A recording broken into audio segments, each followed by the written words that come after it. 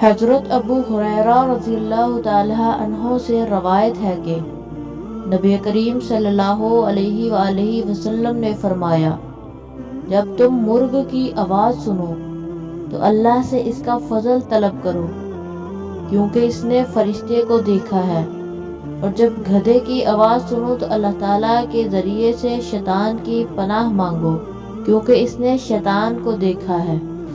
رسول اللہ صلی اللہ علیہ وآلہ وسلم نے فرمایا، جب تم میں سے کوئی شخص آخری تشہد، التحیات اور درود سے فارغ ہو جائے تو 4 چیزوں سے اللہ کی پناہ مانگے۔ نمبر 1، جہنم کے عذاب سے۔ نمبر 2، قبر کے عذاب سے۔ نمبر 3، زندگی اور موت کے فتنے سے۔ نمبر 4، مسیح دجال کے فتنے سے۔ زندگی کا فتنہ یہ ہے کہ دنیا میں مشغول ہو کر اللہ سے غافل ہو جائے یا گناہوں میں مبتلا ہو جائے، اور موت کا فتنہ یہ ہے کہ معاذ اللہ خاتمہ برا ہو، شیطان کے بہکاوے میں آ جائے اور کلمہ نصیب نہ ہو۔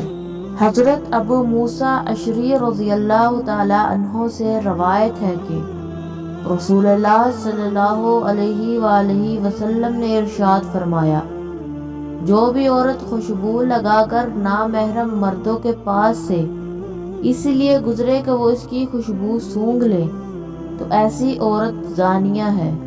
جب تلاوت قرآن میں سستی ہونے لگے تو یاد رکھیں، قرآن کریم کے حروف کی تعداد 3,23,071 ہے۔ رسول اللہ صلی اللہ علیہ وآلہ وسلم کے فرمان کے مطابق ہر حروف کی تلاوت پر 10 نیکیاں لکھی جاتی ہیں۔ اس حساب سے ایک رکوع کی تلاوت پر تقریباً 5,000 نیکیاں، ایک پارے کی تلاوت پر تقریباً 1,00,000 نیکیاں، ایک قرآن ختم کرنے پر تقریباً 30 لاکھ نیکیاں۔ درجہ بالا نیکیاں تو کم سے کم اور ہمارے حساب کے مطابق ہے، ورنہ اور اللہ جس کے لیے چاہتا ہے ثواب میں کئی گنا اضافہ فرما دیتا ہے۔ رسول اللہ صلی اللہ علیہ وآلہ وسلم نے فرمایا، اللہ اس شخص کے چہرے کو تر و تازہ رکھے جس نے میری حدیث کو سنا، اسے یاد کیا، اس کی حفاظت کی اور پھر اسے آگے بیان کیا۔